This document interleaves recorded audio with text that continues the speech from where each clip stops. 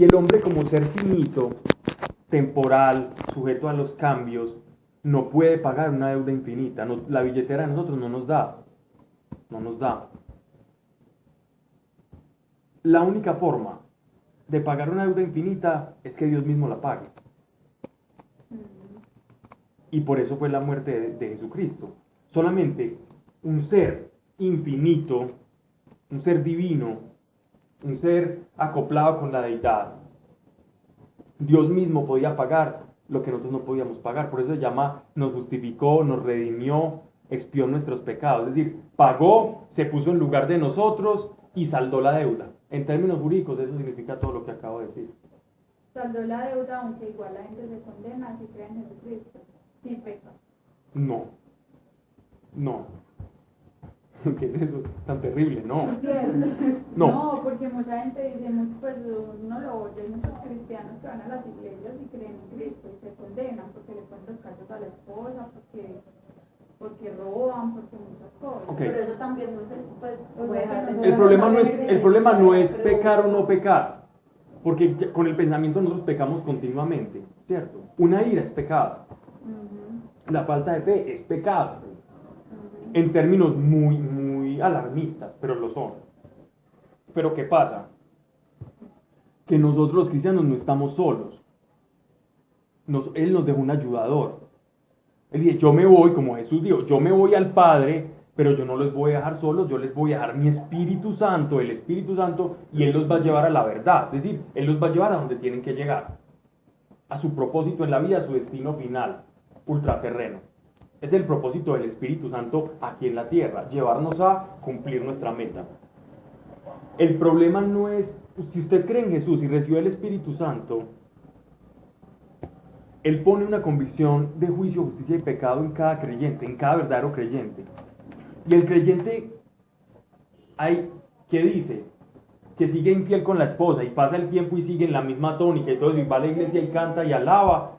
Entonces yo más bien pensaría, él sí cree en Jesús. Porque yo sentiría una voz por acá que me diría todo el tiempo, Pablo, no, que lo haga un mes y lo haga 2, pero no lo hago 3 años. ¿Cierto? O sea, no es un creyente real. No, es un simpatizante de Cristo. Creyente y simpatizante son cosas diferentes. Más, creyente no significa que no peque. Significa que cuando peca se arrepiente y cambia y hay voluntad de enmienda.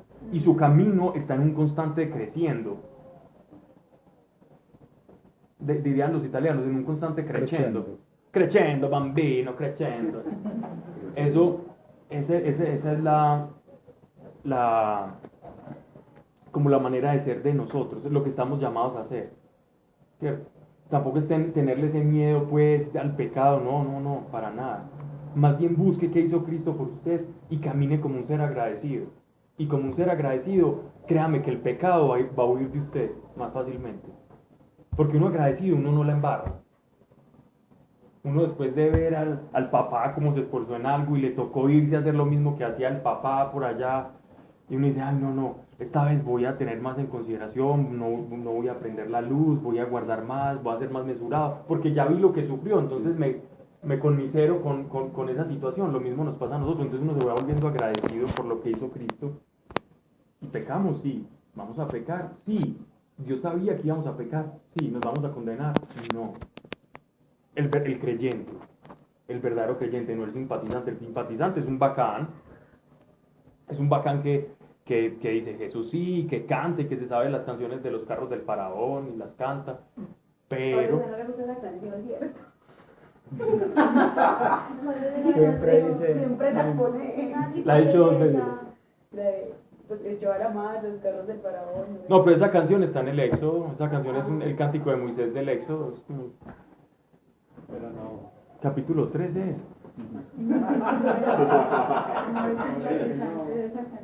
Pero sí, antes no me gustaba, pero ya sí me gusta. No me gustaba cuando pensé que era un estribillo ahí, pero cuando vi que era cuando vi que estaba en la Biblia, no, está muy bueno. Es mi favorito. Es muy bueno. Es bíblica, es bíblica. Así es el corazón del hombre. Bueno, vamos a empezar porque Eclesiastés demanda. Padre nuestro, gracias. Estamos claros hasta el momento con todo lo que se habló, ¿cierto? No hay... Sí. Sí. Si nos volvemos cristianos de principios, estamos ganando demasiado. Y sobre todo una capacidad de evangelizar impresionante. Quien comprende el principio, a la hora de evangelizar, se va a salir de muchos aprietos. Y no se va a dejar encadenar o meter en camisa de 11 varas con silogismos o con situaciones de la vida que de pronto te quieran meter la pata como lo intentaban hacer con Jesús. Usaban la ley para ponerle tropiezo. Simplemente decía al principio y ya, y la ley no gobierna al principio, sino una situación del universo que es el principio. Bueno, Padre nuestro, te damos gracias por tu amor, por tu poder, por tu honestidad, Señor, con nosotros. Padre, nos reconocemos pecadores, Señor. Y quien diga que no, Señor, pues ya no estaría en esta vida, Padre, ya estaría con un cuerpo a la imagen del tuyo, Señor, sin pecado. Y ya quisiéramos ser eso, Padre, y en ese camino estamos, y por eso le pedimos a tu Espíritu Santo que nos ilumine, Señor, para identificar qué es pecado, y sobre todo que nos dé la fuerza para resistir al pecado, al demonio, a la tentación, y si es posible, huir de ella antes de que vaya a bajar a nuestra mente y mucho más a nuestro corazón.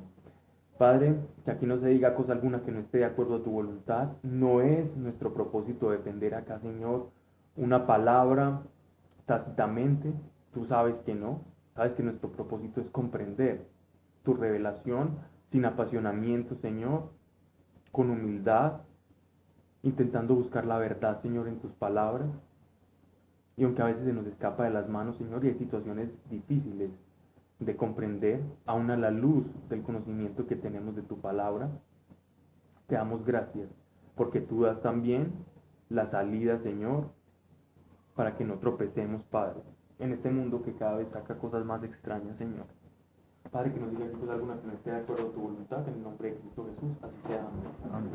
Bien, ahora sí vamos a empezar al tema. Veníamos en el libro del Eclesiastés, hicimos toda una introducción de qué es, qué no es, qué significa la palabra eclesiástico, coelet,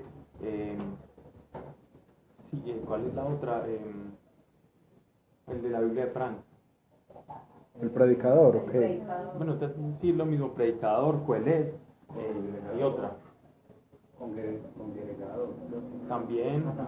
Asamblea. Bueno, claro que eclesia es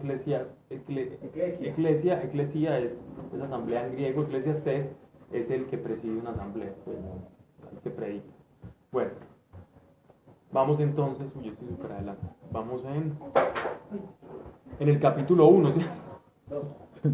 Todos. ¿Y vamos terminando el 1? Sí. Sí. Igual lo va a leer, pues, pero sin darle mucha interpretación. ¿Qué provecho tiene el hombre de todo cuanto se afana debajo del sol? Pasa una generación y viene otra, pero la tierra es siempre la misma. Sale el sol, se pone el sol y se apresura a llegar al lugar de donde vuelve a nacer. Tira el viento al mediodía, gira al norte, va siempre dando vueltas y retorna a sus giros. Los ríos van todos al mar y la mar no se llena. Al lugar de donde ellos vinieron tornan de nuevo para volver a correr. Todas las cosas trabajan más que cuanto el hombre puede ponderar. No se sacia el ojo de ver ni se harta el oído de oír. Lo que fue, eso será, lo que ya se hizo es lo que se hará, no se hace nada nuevo bajo el sol. Si de algo se dice, mira, esto es nuevo, aún eso fue ya en los siglos anteriores a nosotros. No hay memoria de los antiguos, ni de los que vendrán después, habrá memoria en los que serán después. Bien, empezamos pues como con la disertación de Coelet, que ya explicamos, incluso nos quedamos hablando hasta de los prediluvianos, antidiluvianos, prediluvianos, etc. Gracias, Sebastián Bajo. Yo, el predicador, Coelet o asambleísta, he sido rey de Israel en Jerusalén y apliqué mi mente a hacer con sabiduría investigaciones y pesquisas sobre todo hay bajo los cielos. Entonces, reitera que es reitera no, esto es en el capítulo 2, él nos está diciendo, algunos dicen que eso es una ficción literaria, ¿cierto? Una ficción literaria que alguien que está cogiendo algunos dichos de Salomón, la vida de Salomón, para plasmar toda una serie de, digámoslo así, de aforismos que se fueron compilando a través del tiempo. Pero eso está muy lejos de la realidad porque según la sintaxis y la filología de estos textos, el autor de Eclesiastés es uno. Aquí no hay la mano de varios autores, es el mismo. Son las mismas expresiones, la misma sintaxis, el mismo orden de las palabras, el uso, la manera de escribir. Esos filólogos se dan cuenta cuando alguien escribe algo, ¿cierto? Cuando es una persona, cuando hay una pericopa o un texto, un versículo que no parece como entrar dentro de esa dinámica, ¿verdad? Y aún así, por más filólogos o por más eruditos que sean, eso también queda un poquito dentro del campo de la especulación. Porque si a mí me da la gana, qué pena la expresión, de dictarle a alguien una cosa en otras palabras diferentes que yo no uso, todos saben aquí cómo yo doy las clases, pero si yo me chabacaneo y empiezo a hablar diferente, alguien dirá, no, eso no son las palabras de Pablo, entonces eso no. Pero si uno algún día le dio la ventolera y lo escribió así, que ¿se dan cuenta? O sea que a veces ese analizar como textos y eso no es tan objetivo como parece. No es tan objetivo. Y menos en los semitas que eran súper laxos para hacer las cosas. Ellos los semitas o los orientales no tienen la misma forma de, digámoslo así, como de sintetizar o de organizar las ideas como lo tenían los griegos, o sea, la cultura occidental. Los griegos son sistemáticos, organizados, son compendiados. Uno sí puede, por ejemplo, saber qué libro lo escribió Platón y qué libro lo escribió un copietas de Platón. Uno lo puede identificar, uno no, los que saben lo pueden identificar fácilmente. No, y esto no. ¿Por qué? Porque ellos son sistemáticos en su formación académica, en la manera en que escribían. Los semitas no, ellos se daban demasiadas libertades al escribir. Incluso escriben repitiendo una frase como para denotar emoción. Se dan como muchas libertades, ¿cierto? Entonces por eso es más difícil uno como de buscar un método objetivo para estudiarlos, porque igual va uno a entrar dentro del campo de la especulación, ¿ya? Entonces yo prefiero creerle a lo que están diciendo, a ponerme también a creerme muy erudito y todo lo que no me cuadre, entonces que lo escribió otra persona, ¿cierto? Yo pues prefiero no sé, es mi manera de interpretar esto, conociendo cómo son ellos los semitas. Ya los judíos ortodoxos pues ya se volvieron súper sistemáticos, pero mucho tiempo después, cuando ya se mezclaron mucho con los europeos. Entonces uno ve ya, por ejemplo, los judíos hasídicos son súper sistemáticos y todo eso, pero antes no lo fueron. Bueno, ¿estamos bien con lo que acabo de decir? Nos da un silencio impresionante. Desde que Manuel está en silencio ya todos están... Bueno, entonces, y apliqué mi mente a hacer con sabiduría investigaciones y pesquisas sobre todo cuanto iba a los cielos. Hay una expresión que nosotros conocemos como ciencia. Ciencia para los semitas, en este contexto del Antiguo Testamento, ciencia no es lo que nosotros concebimos como tal. Nosotros concebimos como ciencia, o nosotros heredamos el concepto de ciencia del famoso positivismo, que llamaban la corriente positivista. El gato sabe lo que se acuerdan, cuando ustedes estudiaban algo por allá, el positivismo y todo eso, y querer volver ciencia a las ciencias sociales, pues, las ramas sociales, etcétera, etcétera. Entonces nosotros heredamos que ciencia es algo ordenado, que yo puedo comprobar, que tiene que pasar por todo un proceso de método científico, etcétera, etcétera, para hacer ciencia. Lo que ellos llaman ciencia no es eso. Para que entendamos la mente de estos personajes. Para ellos ciencia era la capacidad, era como una capacidad de comprender, digámoslo así, los fenómenos, pero no a través de un método científico, sino como los fenómenos de una manera muy práctica. Ya, entonces para ellos ciencia era... los libros sapienciales, por ejemplo entonces, por ejemplo, cuando empieza a hacer como todos esos razonamientos... Exacto, para ellos eso era ciencia. Era alguien que tenía la capacidad de, digámoslo así, de comprender por qué pasaban las cosas, pero no a través de un método científico, era más como una capacidad intuitiva y experimental pero no a la manera de Occidente, ¿cierto? Entonces ciencia, por ejemplo, era decir, al que a hierro mata, a hierro muere. Ese hombre es un hombre de ciencia. ¿Se dan cuenta? Alguien que comprendía la vida en general. Eso era un hombre de ciencia, no era un tipo por allá en un laboratorio explotando cosas. Y diciendo soy ateo y no creo en nada y con una estatua de Darwin atrás y haciéndole así. Pues no era eso. Mira, este Pablo enloqueció. Bueno. Y la sabiduría era la manera, ciencia era eso. ¿Qué es la sabiduría? La sabiduría era, primero, para ellos era algo que venía de Dios, ¿cierto? Y tenía que ver más, la sabiduría era más encaminada al conocimiento que yo tengo de Dios y cómo lo aplico a la vida cotidiana. Eso es sabiduría. Por eso la sabiduría está ligada para ellos al temor de Dios. ¿Se dan cuenta? La sabiduría para ellos estaba ligada al temor a Dios. No era alguien, no podía haber para un judío alguien sabio que no conociera la ley de Dios. Era imposible ser sabio y conocer la ley de Dios. Era posible tener ciencia sin conocer a Dios, mas era imposible ser sabio sin conocerlo. ¿Ya? El sabio aplica los principios. El hombre de ciencia conoce cómo funcionan los principios, pero puede no aplicarlos. El sabio los aplica. Puede conocer uno o dos, pero los aplica. Eso es un sabio. Principios de Dios. ¿Ya? Mira, estaba aquí buscando por Wikipedia el concepto de sabiduría. De ciencia. Sí. Y dice, conjunto de conocimientos sistemáticamente estructurados. Eso es de Occidente. Sí, susceptibles de ser articulados unos con los otros. Exacto. Silogismos. Es un silogismo. Pero entonces, esa es la ciencia para Occidente, pero la ciencia para ellos es lo que yo estoy explicando, que es distinto a ese concepto. Y gracias, hombre, por eso. Miren esto tan bonito, es una dura labor dada por Dios a los hijos de los hombres para que en ella se ocupen.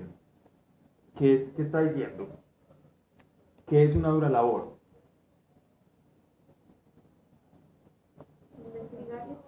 Ajá. Exacto, investigar y estudiar. Es decir, ¿por qué es una dura labor? Porque tenés todo un mundo por delante. Para que en ellos se ocupen. Miré todo cuanto se hace bajo del sol, y vi que todo era vanidad y apacentarse del viento, o atrapar el viento. Apacentarse es como llenarse de. Verso 15. Lo torcido no puede enderezarse, y lo que falta no se puede contar. Lo torcido no puede enderezarse, y lo que falta no se puede contar. Ya vamos a explicar esta expresión que es muy bonita. Y dije para mí, heme aquí, engrandecido y crecido en sabiduría, más que cuanto antes de mí fueron en Jerusalén. Y hay en mi mente mucha ciencia y sabiduría. Miren que él hace una distinción. Di pues mi mente a conocer la sabiduría y la ciencia, y a entender la locura y los desvaríos. Y vi que también esto es apacentarse de viento, llenarse de nada. Pues donde hay mucha ciencia, hay mucha molestia. Y creciendo el saber, crece el dolor. Tenemos 4 expresiones del Coelet. ¿Qué es esa carita más? No. El dicho, aquí hay un concepto, entre comillas, pesimista, ¿cierto? Muy, ¿cómo llamarlo? Muy honesto, muy pesimista y muy realista sobre una observación que él está haciendo con ciencia y con sabiduría de la vida. ¿Quiénes somos nosotros ahora, a diferencia de ellos? Hijos de Dios. Hijos de Dios. Nosotros tenemos una esperanza. O sea, lo que estaba haciendo era consciente de la vida sin ser hijo de Dios. Exactamente. Esto es un pensamiento de un sabio y de un hombre de ciencia. Este es el concepto de un sabio y un hombre de ciencia que no tiene la revelación del Mesías. Sin la revelación del Mesías, por mucha ciencia y mucha sabiduría que yo tenga, a esta conclusión voy a llegar. por esa conclusión se mató a Andrés Caicedo, por esa conclusión se han suicidado varios filósofos, por esa conclusión la gente se dedica a vivir vidas sin sentido, porque es a la única conclusión que se va a poder llegar. Sin una vida futura, la vida del ser humano no tiene sentido. En eso, a mí no me desanima, a mí lo que hace es decirme, Dios nos está permitiendo conocer cuál es el sentido del mundo sin Él. Observe todo y se va a dar cuenta que nada lo llena, que hay un vacío, que es querer atrapar el viento. Él dice aquí dos expresiones muy interesantes. Una, lo torcido no puede enderezarse. Él aquí se estaba refiriendo como a cosas que, por ejemplo, un hijo que nació y a los 5 minutos murió y ellos no podían hacer nada. Entonces él está hablando de la limitación del ser humano ante, digamos así, ante la existencia, ante la vida. Él está experimentando las consecuencias del pecado original y él se está dando cuenta, por más sabiduría, por más ciencia que yo acumule, hay cosas que ni voy a poder enderezar ni voy a poder cambiar. Está conociendo los límites, esto suena extraño, los límites digámoslo así, de su limitación. Eso no está bien dicho, pero valga pues la redundancia para hacerme entender. Está conociendo los límites de su humanidad. Y eso le proporciona vacío y desazón. Porque conoce muchas cosas. Entre más conoce, se da cuenta que más va desconociendo. ¿Cierto? Entre más usted quiere conocer, más cree conocer, más se da cuenta que no conoce nada. Cuando usted avanza un poquito en un tema, y usted se empieza a sentir como bien, después se da cuenta que lo que sabía era nada, y quiere conocer más. Y eso empieza a generar un dolor, una insatisfacción. Yo solo sé que no hace. Sí. En cualquier área de la vida. Claro que eso no era una sabiduría diferente, ¿no? Eso es griega, eso es de la filosofía griega, un postulado aristotélico. Pero entonces, el caso es que, pero esa frase es esto mismo, un sabio griego. Y es la persona más sencilla, la persona que, Claro. que tiene esa sed de conocer y aprender. Sí, Pero también la más llevada, porque sin Dios todo el conocimiento le está sirviendo para nada, que es lo que está diciendo él ahí, o sea, ya como que he conocido todo bajo el cielo y... Entonces él se dio a la tarea de practicar todos los proverbios, todas las frases célebres, a buscar sabiduría porque la tenía, a intentar entender el porqué de las cosas, las estaciones, cuál es el propósito de la vida del hombre en este planeta, en esta tierra. Y entonces él dijo, bueno, eso siento que igual es vanidad. Vanidad, es decir, no gano nada con esto tampoco. No me siento más bien, no encuentro la felicidad. Porque si notamos el Eclesiastés, es la búsqueda de la felicidad. Es un hombre buscando la felicidad. La intentó encontrar por medio de la sabiduría y por medio de la ciencia. Caramba, no me sirvió. Entonces dijo, no, pues vámonos para el lado contrario. Vámonos para el desvarío y la locura. Es decir, voy a hacerme loco, voy a dejar la sabiduría de un lado, voy a dejar la ciencia de un lado y me voy a dedicar a buscar los placeres. ¿Cierto? Entonces él va a experimentar. Él es un hombre que quiere saber encontrar la felicidad, entonces él la está buscando por todos los medios. ¿Cierto? Hasta el momento parece que leemos a alguien ateo, cualquier hombre, cualquier persona atea, hasta el momento, ¿cierto? Que si uno lee este pedacito uno diría, uy, sí viejo, sí, me identifico, soy ateo. No sería como algo imparcial, o sea, estar ahí en el centro, no sé, pues, por lo que estás diciendo entonces, lo que hacemos nosotros, o la mayoría, pues lo que hacíamos, digamos, es que estamos tratando de siempre convertirnos en hombres de ciencia, y pues la sabiduría, o sea, lo que realmente debemos buscar es el tema de sabiduría, pues a la larga, pues diría yo que es lo que, pues, porque si bueno, ahorita estás aclarando... ¿Qué estamos diciendo acá, Diego? Para dejarlo más en claro. Estamos diciendo acá, un hombre, por los medios naturales, es decir, con los 5 sentidos, no va a ser feliz. Por más ciencia y más sabio que sea, no va a ser feliz. Eso es lo que hemos dicho acá hasta el momento, no va a ser feliz. Ahora bien, en el contexto de la época, en el momento en que fue escrito Coelet, Eclesiastés, los judíos todavía no tenían, digamos así, como la revelación de lo que es el Sheol, ¿cierto?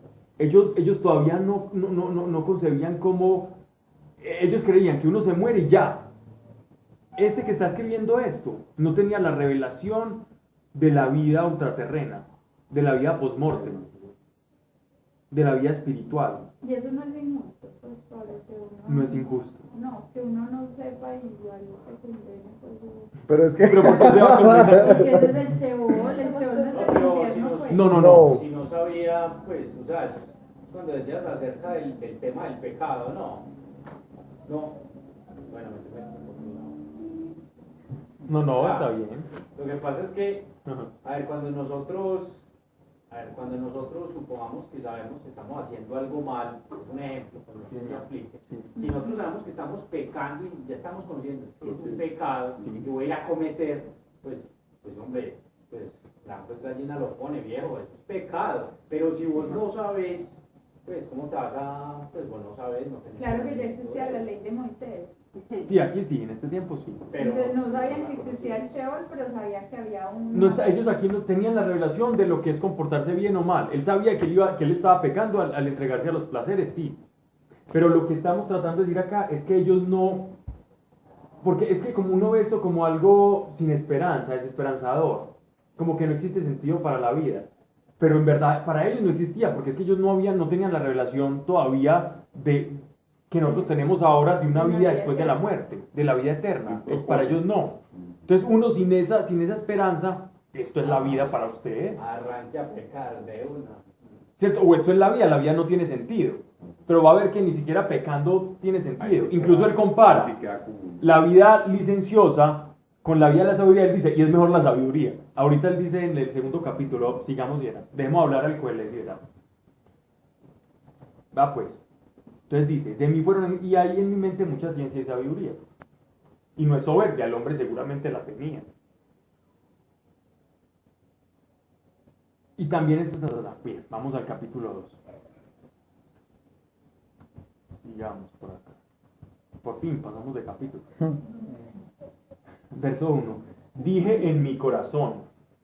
Entonces él ya nos está diciendo, yo me fui a tener una vida ladina, licenciosa, casquivana. Puf. Libertinaje. Sí. Dije en mi corazón, ea, probemos la alegría. No sé qué expresión tengan ustedes ahí, la de ustedes. Dice ea la tuya.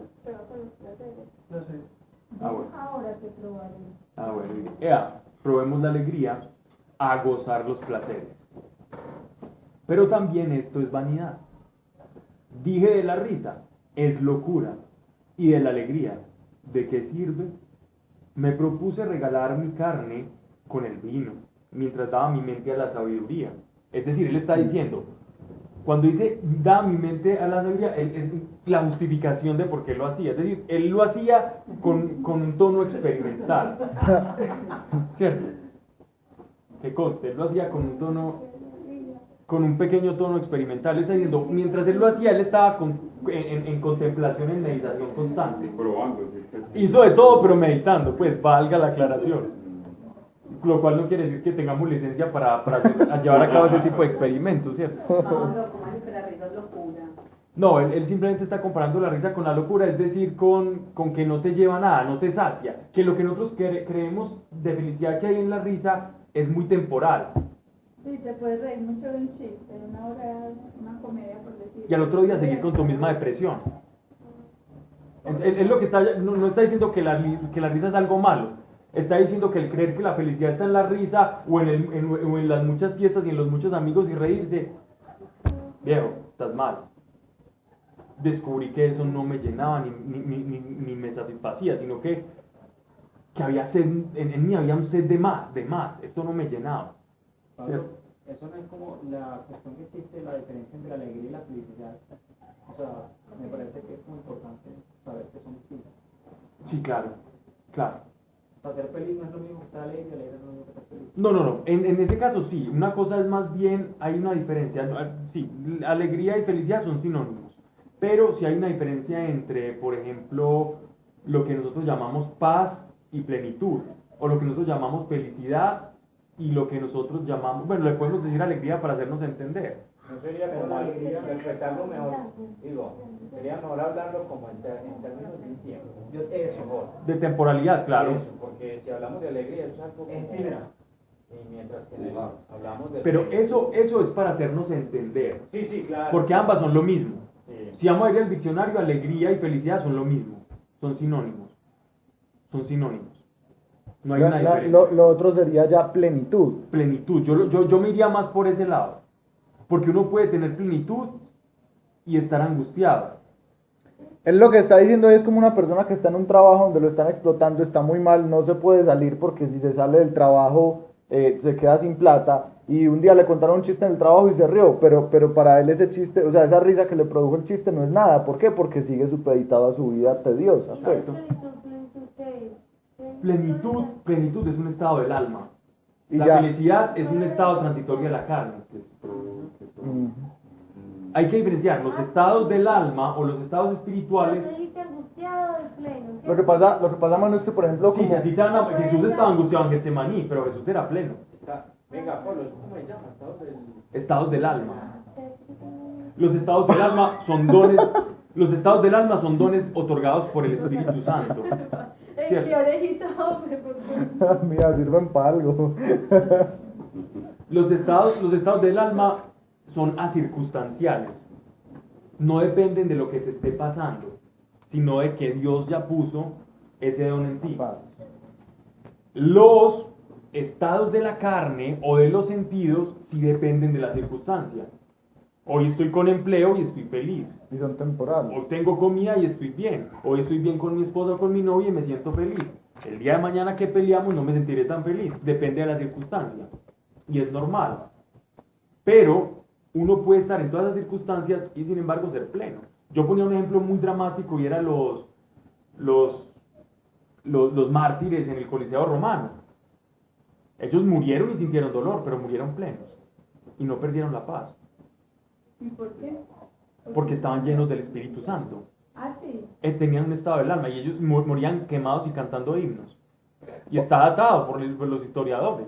Ahora por ahí hay un video de Así es simple. unos cristianos que estaban quemando en Sierra Leona. Ujú. Y a mí me impresionaba. Habían Unos unos musulmanes de una secta. Sí, y era uno de las personas a las que estaba quemando y el señor se agachó y empezó a orar. Y era orando y se estaba quemando. Entonces con las llamas en la camisa, la cabeza echándole humo y el señor no se le ve, pero nada de dolor. Él es así orando No se y perturba. cantando y no le pasa absolutamente nada.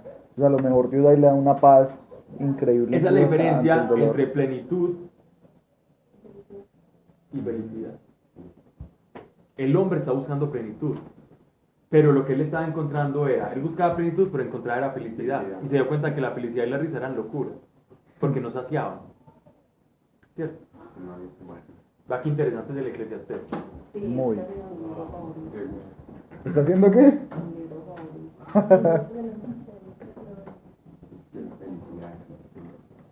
Pablo, una pregunta. ¿Qué diferencia hay entre el alma y el espíritu? Bien, hay dos corrientes. Está la corriente tricotómica, que es como, o la tricotomía, que es quienes ven, por ejemplo, cuerpo al hombre como un ser trino, cuerpo, alma y espíritu, y hay quienes ven al hombre simplemente como cuerpo y espíritu. Pero Ahora, digamos ¿por qué que surge no- todo este problema de dicotomía o tricotomía en el ser humano?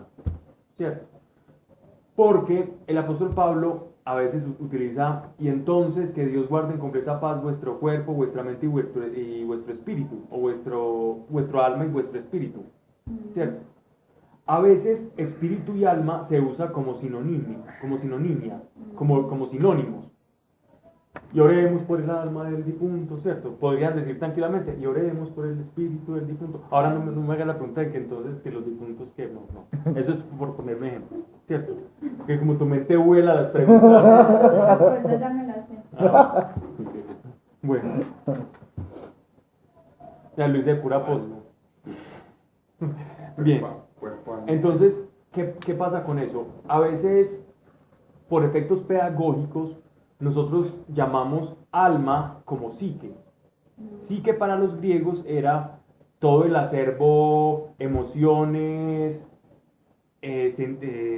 razonamientos, o sea, La parte pensamientos, consciente. emociones e instintos. Eso es la psique del ser humano. Instintos, emociones y pensamientos. O sea, el alma, para efectos pedagógicos.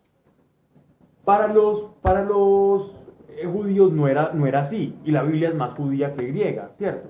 Pero para efectos pedagógicos nosotros hacemos esa distinción, ¿cierto? Hacemos esa distinción. Pero en verdad, lo que va a Dios es el espíritu. Él nos dio el espíritu y nosotros vamos desarrollando pues como nuestra mente conforme a la educación y todo eso, ¿cierto? Y cada quien nace con su propia psique. Simplemente es por efectos pedagógicos. Hay quienes defienden a otras, no, es que tenemos alma, espíritu y cuerpo. Y se ponen a pelear por eso, yo no tengo ningún problema. Para efectos pedagógicos yo simplemente uso la palabra alma para definir todo ese, como esa parte más humana y no espiritual. También sería el corazón. No.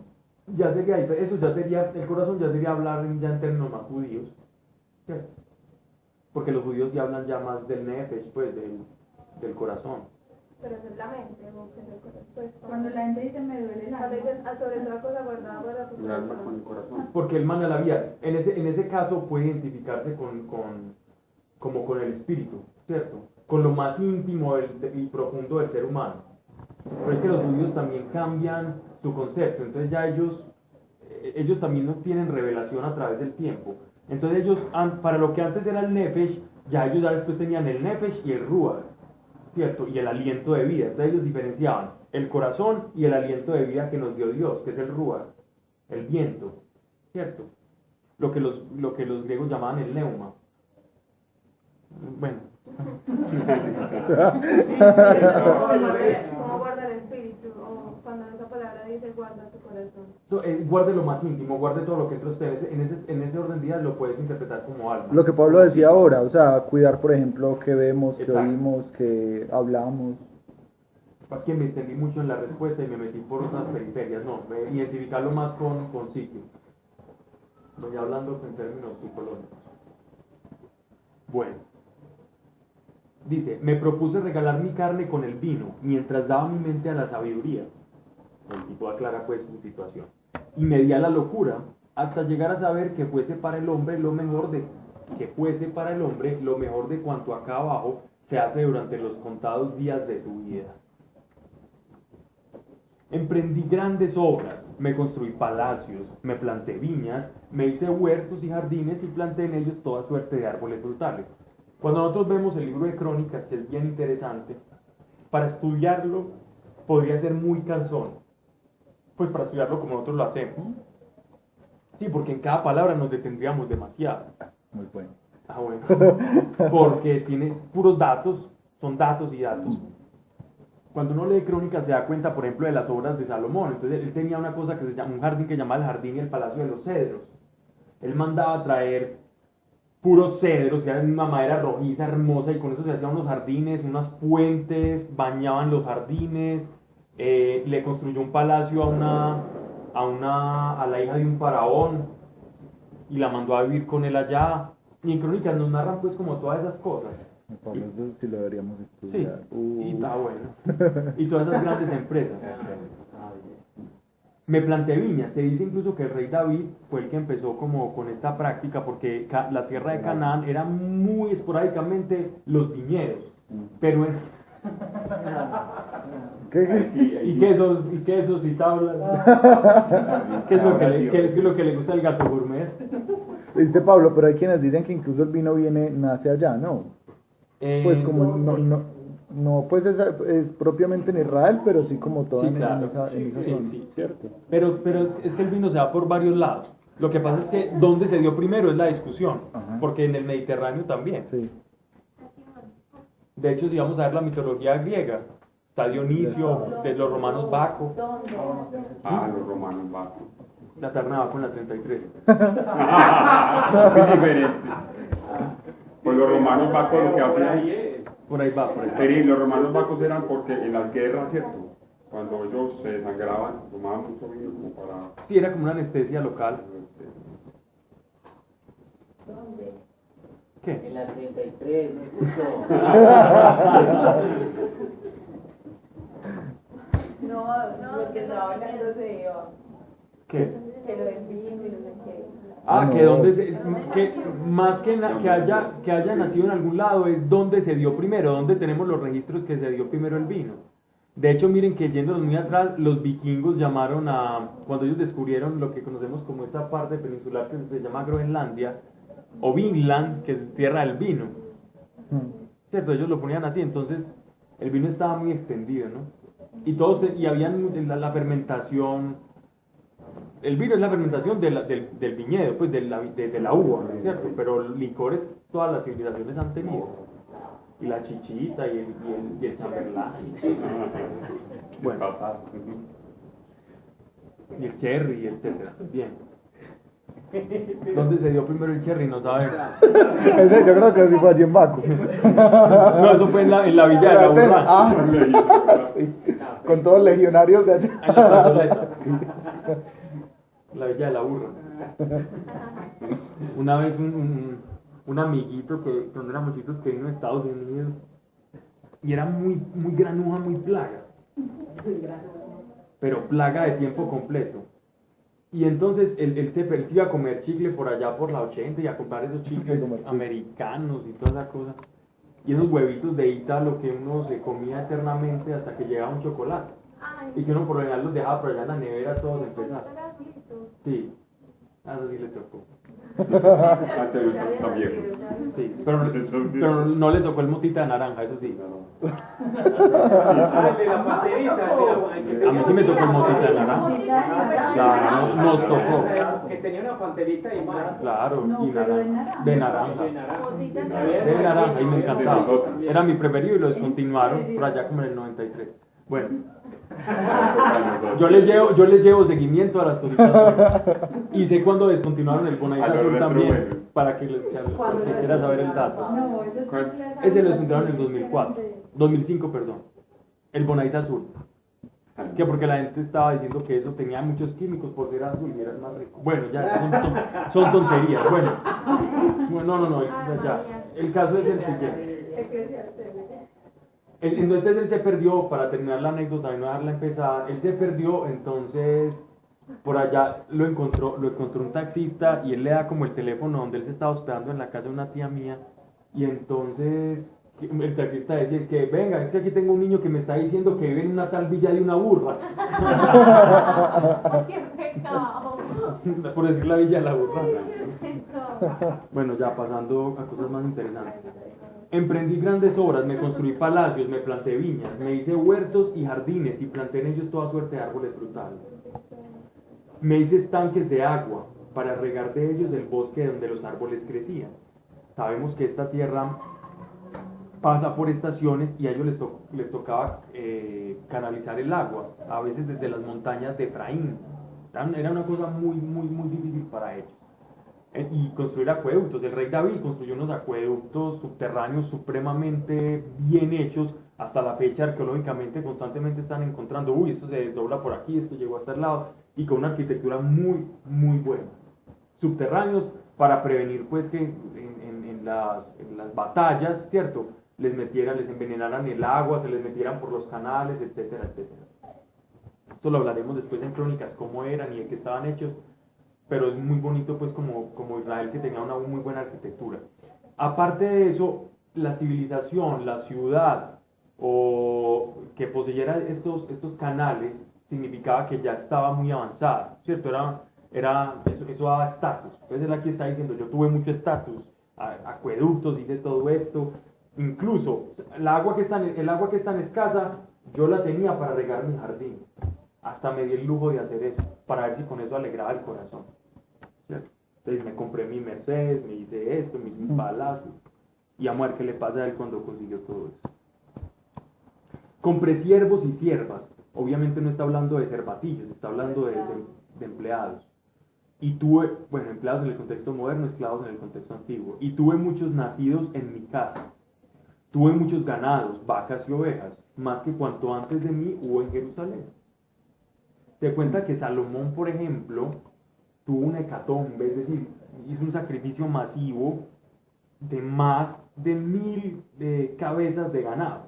Más de 1000 cabezas de ganado para pedir el perdón y la expiación de Dios de los pecados. ¿Se imaginan 1000 sacrificios al mismo tiempo? ¿Cómo sería eso? El humero y el olor a cebo tan impresionante. Por eso se llama hecatombe, es una cosa muy abrumadora.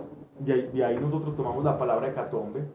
Eso es la hecatombe, eso es algo muy drástico, ¿no? Muy bravo, muy impactante. Amontoné plata y oro, tesoros de reyes y provincias. Bueno, en Crónicas hay muchos datos de eso, de cuánto oro, por ejemplo, le llegaba por impuestos a Salomón. Y hay una suma muy interesante, porque le llegaban 666. Pero no abramos aquí puertas a cosas para debatir. Amontoné plata y oro, tesoros de reyes y provincias. Híceme con cantores y cantoras. Los cantantes o bardos o juglares que ellos tenían en esa época o contrataban, lo hacían para amenizar la cena, sobre todo, la comida. Por eso hay un proverbio que dice que en la mesa como que guarde silencio. ¿Pero por qué está ese proverbio? Está ese proverbio para poder escuchar la música que ellos tenían en los banquetes. O sea que hoy en día, como aplica, pues, No, si hay por ejemplo una papayera o algo, entonces. Una chirimia y no habla bien pasito. No, a menos de que sea una música de salón bien bonita, y sí que no sé, que callado tenga un barítono, un tenor ahí cantándole. O mate marrón entablado, mira. Sí. Sí.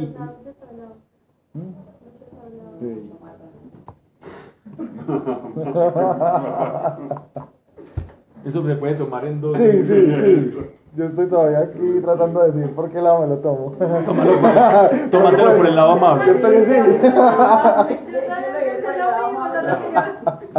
No, lo tomamos por el lado amable. que ellos caen en cuenta de ello. Bien. Híceme con cantores y cantoras y cuanto es deleite del hombre. Princesas sin número. Pablo, pero es que sí es una descripción muy De Salomón. muy de Salomón, ¿no? Sí. Miren, esta expresión aquí, princesa sin número, quiero que me digan en sus traducciones que leen. Concubinas tras concubinas. Eso no muy fuerte. A mí, Esa traducción. Ya la sé tuya. cuál es. También concubina. Ajá. También es la tuya concubina. Estamos ¿Qué versículo? en el 8. Les voy a decir la palabra en hebreo para que vean las traducciones cómo nos No, cómo dicen nos los llegan. humanos, coperos y transporteros. ¿Qué dice ella? No, que es de lujos humanos, coperos y reporteros. Pero- Ese sí maneja un eufemismo terrible. Pero y no dice nada de concubinas o de siervas o de... Coperos y de... Increíble, siendo la Jerusalén me parece extraño. Pero venimos, tramos, perdón. Es el 8. Pero finalizando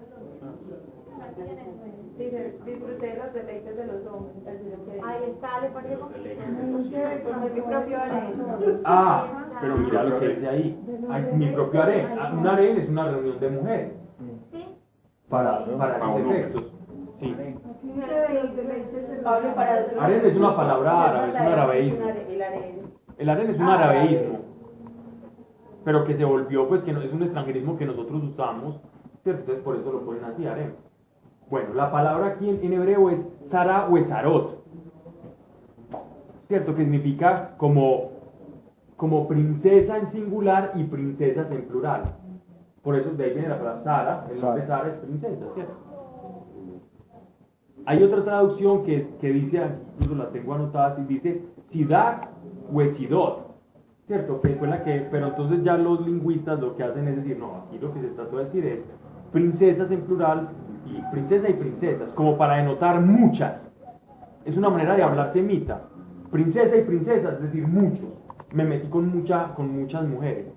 Salomón nada más tenía 700 mujeres y 300 concubinas, según el libro de Crónicas. 700 mujeres, O sea, 1000. o sea, 1000. A 1000 Una para esposas, cada claro. día del año. 1000 esposas. En 3 años. En esa época había enfermedades venéreas. En todas las épocas. Pero lo que pasa es que eran mujeres solamente para el rey. O sea, las tocaba él y nadie más. Nadie más. Y los que estaban, los que las acompañaban y le servían a ellas eran eunucos, es decir, eran castrados para evitar cualquier contrariedad. Cualquier situación embarazosa. Eran eunucos para evitar cualquier situación embarazosa con ellos. Son los que las arreglaban. ¿Te imaginas? Me ofrecieron un puestazo con el rey. Ay, querida, pero... Me ofrecieron un puestazo, no sé qué decir. No, vamos de una, no. Ya a los 2 años, ¿y cómo te está yendo con ese puesto?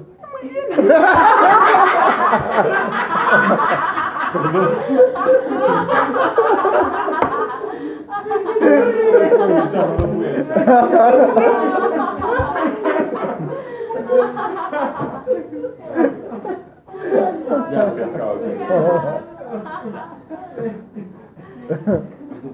Y vi que la risa es locura.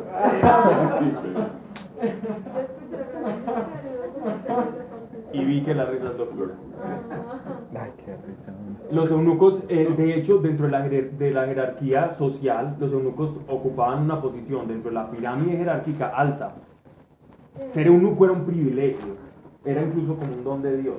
Ser eunuco no era decir, ay, me tocó ser eunuco, no, para ellos era un privilegio grandísimo. No era castigado. No, primero tenían su propio casi que palacio, tenían sueldo impresionante, tenían oro. ¿Recuerdan el etíope que llegaba, que Esteban Evangelista le predica el Evangelio porque él venía leyendo un manuscrito con Isaías 61? ¿Recuerdan ustedes? El eunuco etíope, y venía todo ataviado y con siervos que lo cargaban en un pequeño carruaje. El eunuco tenía una posición muy elevada dentro de la corte, no era cualquiera, era un privilegio. Entonces el eunuco no decían, ay, mira qué pensás de ese tipo, no, lo respetaban, era como, uy, este tuvo el don de... Era como Pablo. Claro, Cuando decían no se case ninguno. O sea, yo soy eunuco por la causa de Cristo, decía él, pues obviamente por la abstinencia, no porque fue eunuco físicamente. Ajá. Pablo dijo que lo de la reproducción para ellos no aplica. Pues obviamente no aplica. Pero... No aplica porque no hay deseo tampoco. No hay deseo.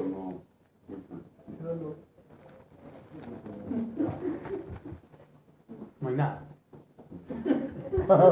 Híceme con cantores y cantoras. La reseteaste. ¿Cómo? Ya quedan sí, mutilados lo mismo que... No puede. Sí, hay una imposibilidad mecánica, literalmente, física, y también se mutila, digamos, y ellos los preparaban desde pequeños para eso, es decir, era una cosa... Ya los elegían como tal. De hecho, eso lo hicieron en Viena para los coros de los niños, los famosos niños cantores de Viena. Sí, para que no perdieran. Antes de los 10 años los castraban y los utilizaban, eran esclavos.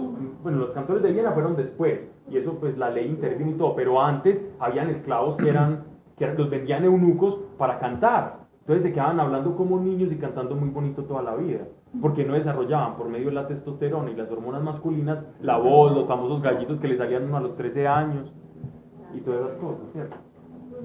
Sin barba, sin vello, un montón de cosas, por las hormonas obviamente suprimidas, literal. Bueno. ¿Algo más acerca de los eunucos? No le quiero quitar eso. Se volvían súper gays. No, la ficción,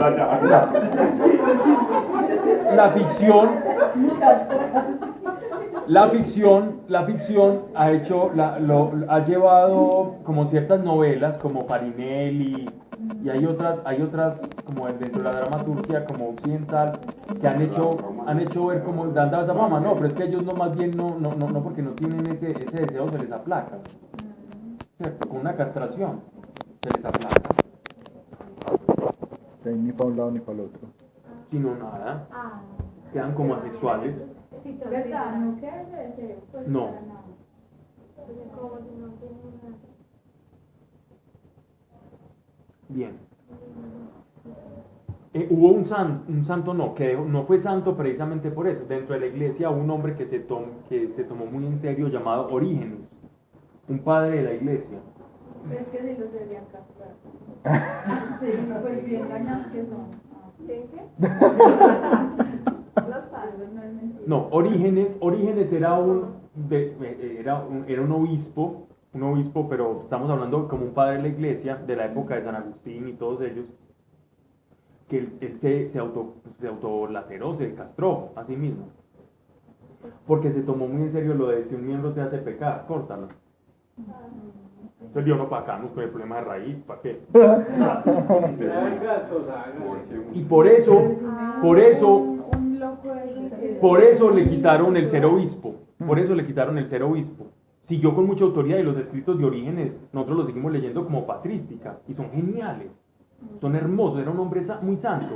Pero por ese arrebato y por esa deformación de lo que era el consejo evangélico, o sea, lo que dice el evangelio y nos aconseja hacer, por esa deformación y por ese ejemplo que dio, a él le quitaron el obispado. Y él dejó de ser obispo y quedó como un presbítero. Porque eso era un mal ejemplo, ¿cierto? Mucho amor a Dios. O, entre comillas, pero no necesariamente. O mucho facilismo. También puede ser. Ah, ¿cómo así? Pues, Me aguanto este dolorcito y ya no voy a luchar más contra ese o pecado. sea, me quito, por así decir, un dolor. No, De formar el carácter o algo así. Sí, claro, eso no es un ejemplo. Entonces acabemos con las manos, con los ojos, con todo. No, Me dicho con el cerebro de una vez para que salgamos de esto. Sí, Ah, exacto. sí, pero un garadito que hace más. De hecho, en unas partes de Europa hacen castración química. Y en Estados Unidos. A los que son violadores empedernidos. No, ¿Y cómo dice que nunca puede? Les inyectan algo y no los mutilan, pero los inhabilitan literalmente. Pablo, pero entonces el deseo de Pero ellos, siguen siendo enfermos. eso es lo que digo, el deseo de ellos sí se apaga y el deseo de ellos es como Es más mental, enfermo. Precisamente han descubierto que el deseo de ellos es más una morbidez. Sí. Exacto, por eso hay muchos en contra de esa castración química, asegurando eso mismo. Es que el problema de ellos es acá, no es abajo. Vamos. Exacto. Morbidez significa que Significa que ellos lo hacen como con intención, con algo que les nace adentro, como por descubrir, por Pero eso es más desentrañar. pues, como una cuestión mental, Exacto. no fisiológica. Exactamente, ahí va muy bien explicado, así es. Bien. Sigamos con esto porque estamos bien. Híceme con cantores y cantoras y cuanto es del deleite del hombre, princesas sin número. Princesas sin número. Aquí, por ejemplo, en la Nácar Colunga, se van más al término hebreo sin darle matices, ¿cierto? Va que uno dice princesas sin número, princesas no eran solo una, porque ellos le llamaban princesa una y a las otras concubinas. Pero como ahí está, esto simplemente lo dejaron así ya, pero se sobreentiende, ¿cierto? Se sobreentiende. Lo que pasa es que lo quedaron dejar más limpio y ya. Fui grande más que cuantos me precedieron en Jerusalén, pero mi sabiduría permaneció conmigo. De cuanto mis ojos me pedían, nada les negué. No privé a mi corazón de gozo alguno. Mi corazón gozaba de toda mi labor, siendo este el premio de mis afanes. Pablo, pero entonces, este hombre no sería tan sabio. Porque si la sabiduría en este caso va enfocado a aplicar las cosas de Dios, él acá lo que está haciendo es más necio que sabio. Sí, pero acordate que la sabiduría va proporcional a la revelación, ¿cierto? Sí, pero igual ellos ya tenían la ley. Sí, pero... No es lo mismo. O ya lo que está aplicando es sabiduría del mundo, por decirlo de alguna otra forma. Claro, porque es que la lógica, sabiduría de pues. Dios es que aquí estamos hablando de sabiduría en lo ordinario, porque ya lo otro, que esa es la conclusión que él llega a una conclusión y que la sabiduría va relacionada con el temor de Dios, Sí, ¿cierto? sí. Pero estamos hablando de un hombre que se da muchas licencias, porque era rey, porque era sabio y porque tenía mucha tenía ciencia. plata. Pero obviamente no podemos comparar a este hombre con un Samuel, por ejemplo. Ajá, Un Samuel uno dice íntegro, sabio, lleno de Dios, o Moisés. ya. pero era proporcional a la revelación. Este hombre era un hombre sin revelación, pero era sabio en lo normal, en lo espiritual, a la medida de la revelación que él tenía de Dios. Sí, él tenía la ley y pudo haber meditado en ella, pero menos mal prefirió por eso, porque nos dejó este legado, ¿cierto? Y todavía en búsqueda de esa felicidad.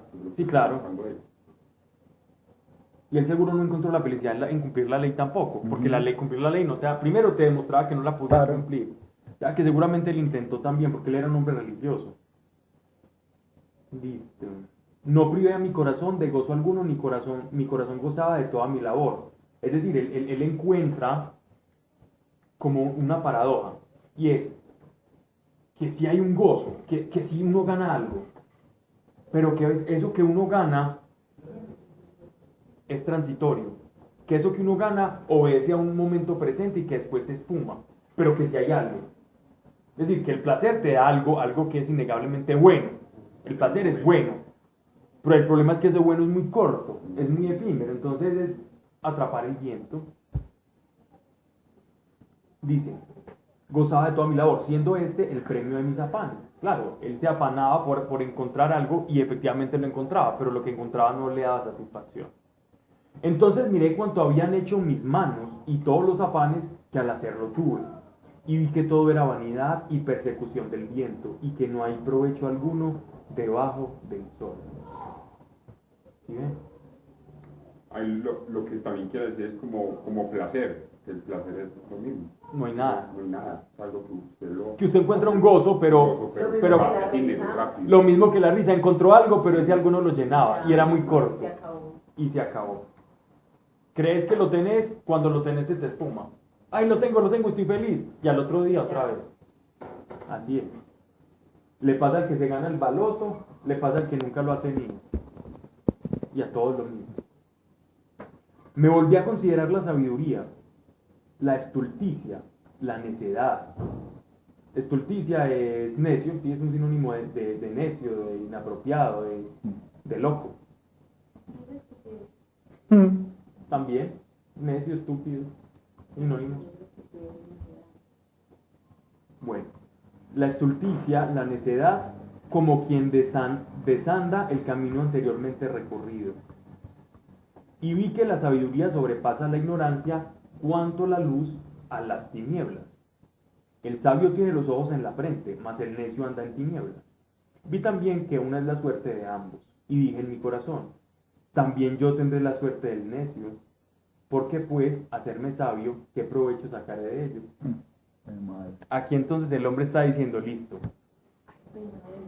pongo en consideración lo siguiente. Vamos a traducir al hombre, que igual está siendo muy explícito.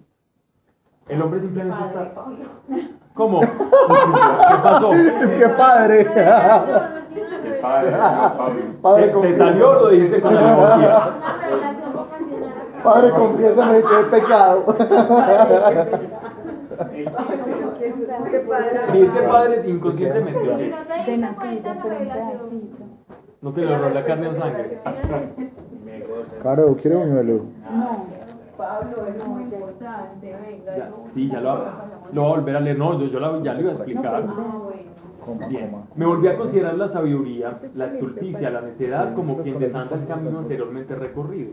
Y vi que la sabiduría sobrepasa la ignorancia cuanto a la luz a las tinieblas. Es un hombre que está reconociendo, literalmente, sin preconcepciones, es decir, sin lugar a dudas. Está diciendo, ser sabio es mejor que ser necio. Ser sabio es mejor que ser necio, pero el sabio y el necio terminan igual. Todos mueren. El sabio muere de cáncer, el necio también. Sufren, gimotean y hacen cosas y chapalean en el lecho de muerte, el necio y el sabio. Entonces, si yo reconozco que es mejor ser sabio, pero si voy a terminar igual, ¿qué sentido tiene? Si nuestro destino es el mismo.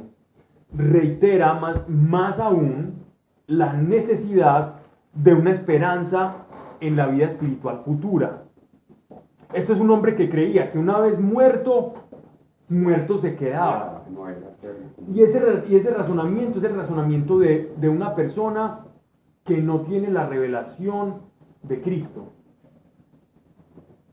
Más a mí me da alegría. A mí esto no me vuelca al pesimismo. A mí esto me hace comprender la situación tan penosa en la que se encontraba el ser humano cuando Jesucristo no había llegado. Y en la que se encuentra todavía todo el que no pueblo conoce. judío. Y no, y todos los todo el que no conocen de conoce. él. Esta es la situación de todo el que no conoce. Esta fue mi situación de vida hasta los 20 años. Hasta los 20 años yo era esto. Es que yo amaba este libro odiando a la Biblia. Yo decía, este tipo, ¿quién escribió esto? Esto además que no lo metieron a la Biblia, esto no era de la Biblia. Es que es impresionante. Yo decía, es que para mí la vida era esto. Yo pensaba eso. Yo le decía a mis hermanos, a la gente con la que yo filosofaba, yo les decía estas cosas. Yo parecía un Eclesiastés miniatura, ¿cierto? Y yo le decía a la gente, no, ¿qué sentido tiene esto? ¿Qué bobada? ¿Y para qué hacemos todo esto? Nacer, crecer, reproducir y morir, ¿y qué? Es muy duro, sí, cuando uno no tiene esperanza. Pero lo es, claro. La precariedad de la situación del ser humano acá. No sabemos quiénes somos, no sabemos para dónde vamos. Uno consigue algo igual, pues no lo va a poder disfrutar porque igual se muere. O cuando luchó por algo después tuvo una enfermedad y ahí quedó. Qué bobada. Si me dejo en los placeres, después voy a sentir un vacío grandísimo y voy a querer llevar una vida normal. Y cuando llevo la vida normal voy a querer la vida licenciosa. Y no voy a poder estar a gusto con nada. Esas son las consideraciones de una vida sin Dios por causa del pecado original, ¿cierto? Va pues. Y miren lo que dice acá. El sabio tiene los ojos en la frente, mas el necio anda en tinieblas. Vi también que una de la suerte para los dos es la misma. Y dije en mi corazón, también yo tendré la suerte del necio. ¿Por qué pues hacerme sabio? ¿Qué provecho sacaré de ello? Y vi que también esto es vanidad, porque del sabio como del necio no se hará eterna memoria. Él decía, ni siquiera para que me hagan una estatuica, porque esa estatua se la va a llevar el viento, va a haber un terremoto, la tierra va a seguir su ciclo, y nosotros los seres humanos tan futiles, tan pequeñajos, tan pasajeros, hasta ni por la memoria el sabio debe preocuparse, porque también igual se van a olvidar de él. Sino que todo, pasado algún tiempo, pronto se olvida. Muere, pues, el sabio igual que el necio. Por eso aborrecí la vida, al ver que cuanto debajo del sol se hace es vanidad y persecución del viento. Este hombre comenzó a sentir verdaderamente el peso de un vacío existencial. Un vacío porque nada lo llenaba. No había ni sentido ni esperanza. Nada lo llenaba, no había ni sentido ni esperanza. Es que sin esperanza no hay sentido. Esa es la ecuación. Bueno, sigamos, el hombre sigue disertando, sigue en su soliloquio. Y aborrecí todo cuanto había hecho bajo el sol, porque todo tendré que dejarlo a quien vendrá después de mí. Y quién sabe si ese será sabio o será necio. De hecho, a Salomón le pasó que su hijo Roboam desperdició, dilapidó y manejó mal las riquezas de las arcas de Israel. Y se dividió el reino. Y se dividió el reino. Tu hermano. Claudio. Puede ser Claudio.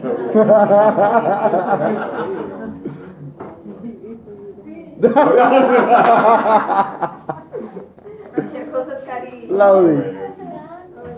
Claudio igual ha hecho cobre. Chicos a todos. Cande, Cande, ¿quieres natilla?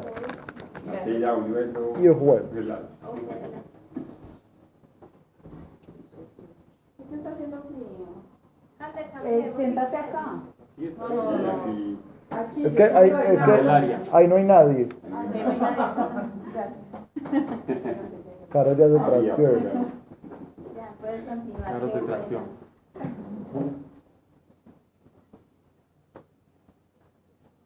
Entonces, miren que el mismo Salomón lo experimentó en carne propia y fue que sus hijos dilapidaran la fortuna que le había amasado junto a su papá David. Es que el reino de Israel, el gran reino de Israel solo duró dos dinastías, David y Salomón. De ahí para adelante fue la degradación de Israel, hasta que terminaron por allá en Babilonia metidos. y dañando el idiomita tan lindo que tenían. El verdadero hebreo era muy hermoso y se transformó mucho ya mezclado con los babilonios. Claro que uno no puede aprender ya. Sí, claro, y hay un hebreo muy puro que ya pues los eruditos lo han depurado mucho, ¿cierto? De los arameísmos, pero todavía quedan muchos arameísmos en el idioma hebreo contemporáneo, muchas palabras que se entremezclaron.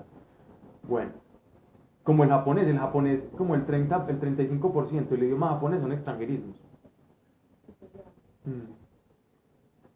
No, claro que era porque ellos no tenían palabras para muchas cosas. Entonces Sí, porque ellos, por ejemplo, pizza, música... todo eso ellos no tenían la palabra para fantasía, por ejemplo, entonces ellos dicen fantasy en puros términos de inglés. Los japoneses son muy charos. Entonces uno ve, por ejemplo, algo hablando, japonés hablando, y uno le escucha puras palabras en inglés, y uno más o menos le entiende el concepto por las palabras en inglés que uno vaya cogiendo. Bueno, eso no tiene nada que ver con el tema. Entonces miren ustedes cómo él incluso ya empezó a despreciar su propia vida por el no encontrar el sentido. El ser humano busca felicidad y no la halla, entonces ¿para qué estamos acá? Y aún si uno quiere dejar un legado, y si ese legado sale necio, ¿qué? Hace que se olviden de uno, entonces ahí sí menos sentido va a tener eso. En palabras tácticas. Y con Tocio dispondrá de todo mi trabajo, de lo que me costó estudio y fatiga debajo del sol. También esto es vanidad, es decir, también preocuparse por eso es vanidad. Y miren ustedes que uno amontonar, ustedes no han visto como el mal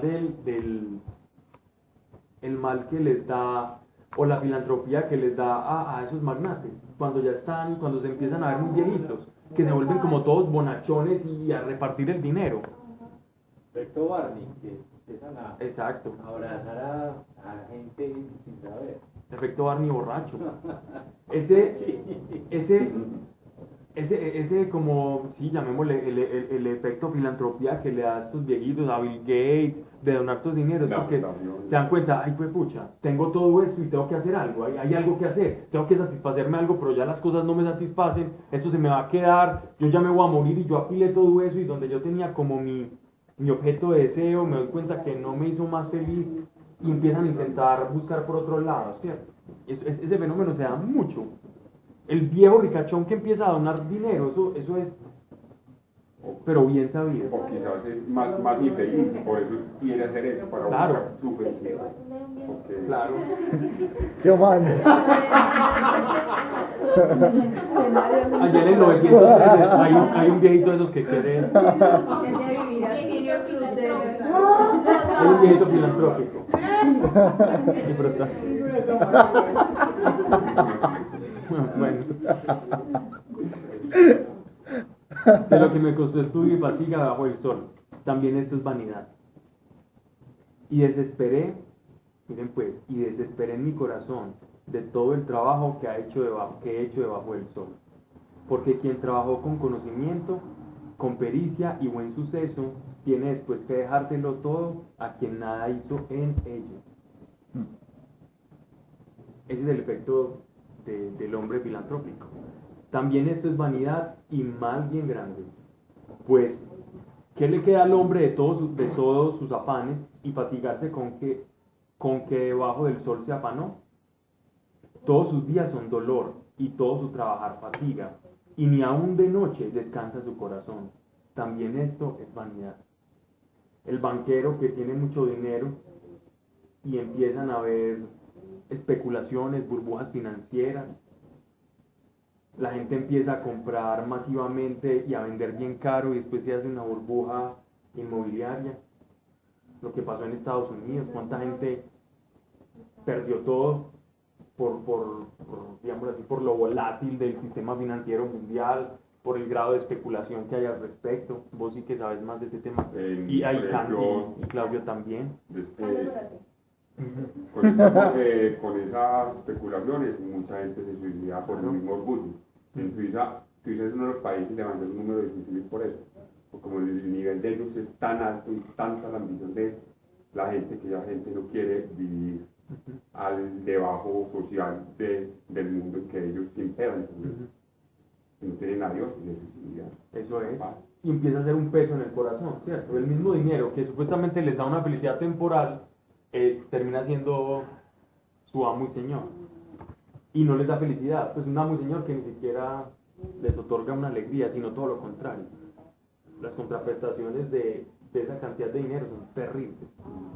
También esto es vanidad. ¿Qué podemos decir al respecto? Yo creo que el hombre ya lo dijo todo. Vamos a ver esto que es más importante, y es más o menos podríamos llamar que es como una pequeña conclusión a la que él llega. De toda esta disertación, soliloquio, él hablando consigo mismo, contemplación sabia y concienzuda de lo que es vano, loco, y lo que es prudente, del dinero, de las mujeres, de todos los placeres, de todo lo que llega a través de los sentidos, él llega a una conclusión. Y es esta, versículo 24. No hay para el hombre cosa mejor que comer y beber y gozar de su trabajo. Uno lee esto y me dice, ay, mira, eso dice la Biblia. Pero después de eso hay una coma y miren lo que dice. Y vi que esto es don de Dios. Y vi que esto es don de Dios. Entonces, ¿qué es un don de Dios? Trabajar feliz. Exacto. Disfrutar de lo que trabajas. Es un don de Dios. Con gusto cambia. Quien se afana por trabajar y conseguir y no tiene el don de Dios, olvídese, porque se va a convertir en una aflicción, su trabajo. El disfrutar del quehacer de sus manos es un don de Dios, es un regalo. Usted no lo puede producir por sí mismo. Es un don de Dios. Es Eclesiastés ateo. Cero. Y vi que esto es un don de Dios. Cero. Ahora miren esto, verso 25. Esta es una frase, está entre el top 10 de frases que a mí más me impactan o me generan como inquietud de las escrituras. Ah, no, está más adelante. Todos es que...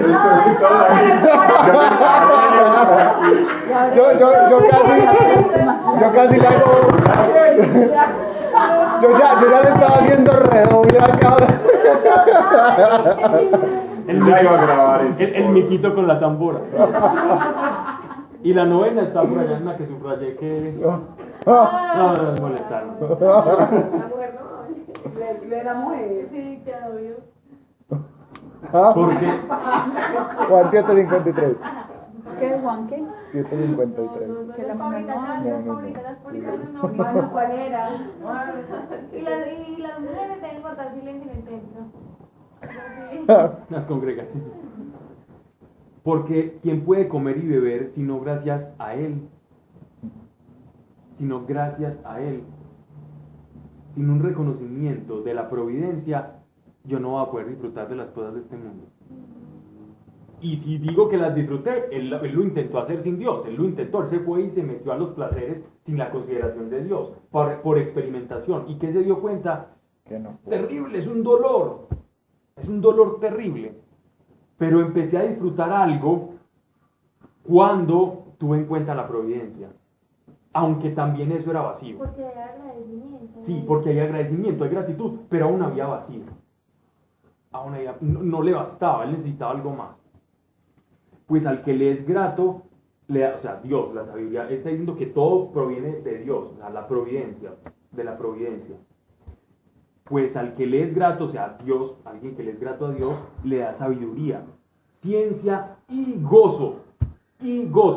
Gozo diferente a plenitud. Gozo es el disfrutar de las cosas de este mundo. Plenitud es la facultad del alma que Dios implanta en el creyente para que, viviendo en este mundo, tenga la certeza, la convicción, la firmeza en que es ciudadano del cielo y que en el cielo va a gozar eternamente. Es decir, va a participar de todas las mieles del cielo, de la vida divina, ¿cierto? De Dios, que es el premio mayor. Entonces, miren pues, esto es un don de Dios. Le da sabiduría, ciencia y gozo, pero al pecador, miren pues que él ya empieza a diferenciar dos rangos, pero al pecador le da el trabajo de allegar y amontonar para dejárselo después a quien Dios quiera. A quien Dios quiera. El pecador amontona y Dios después coge ese montoncito, mientras el pobre sufrió toda la vida y se lo da al que él quiera. porque Él es dueño del oro y la plata. Y al anterior que me pasaba, ya, Se dedicó a amontonar y a hacer cosas. no, pero antes de ese, Al que dice que Dios le da. entonces Dios le da sabiduría, conocimiento y alegría. Ujú. Pues al que le es grato le da sabiduría, ciencia y gozo. Al que le es grato, sabiduría, ciencia y gozo. Pero el gozo no nos es suficiente. El gozo es poquito. El gozo es la capacidad de disfrutar, pero el disfrute dura mientras la circunstancia pasa. ¿Cierto? A Dios, Dios le puede dar a usted el gozo del quehacer de sus manos. Pero cuando usted ya no tenga el quehacer para sus manos, ¿qué? Ese gozo no le va a servir. Usted necesita algo más fuerte, usted necesita plenitud. Y eso solo lo da el Espíritu. Pero ellos no tenían esa revelación. Ellos llegan hasta gozo nada más. Pero llegan hasta algo. Nosotros tenemos otra revelación aún superior. Es más, ellos ni siquiera sabían que iban a resucitar. Nosotros tenemos esa esperanza. Bueno, antes de eso, la verdad es que si yo pensara que no iba a resucitar, pues sería completamente mundana. exacto. Yo también. Y con gusto. Sí, además con gusto. Le sacaría gusto, yo también. Porque si ya después de eso no hay nadie a quien ir a ponerle la cara. Sí, yo sería como un una epicurista de esos. Comamos y vamos que mañana moriremos y hágale. Me pues, dio sí, pena ¿cuál? decirlo. No, tranquila. Te apoyo y haría lo mismo, porque es que, pues, al menos sacarle un poco de gusto a esto tan trágico. No es verdad, es que esa es la lucubración, del predicador, de Eclesiastés, es, mire, si no existe Dios, entonces goce de la vida hasta donde pueda. Pero es que nosotros sabemos que Dios existe y sabemos que al que Dios existe le da gozo por las cosas, eso ya cambia la ecuación. Hoy me quedé con la palabra ecuación. Bueno, es la tercera vez que la digo. Bien. Entonces, esa es la conclusión a la que él llegó. Entonces, su conclusión es una conclusión deísta, es una conclusión con Dios dentro de su disertación. No es una conclusión existencial, es una conclusión religiosa y moral.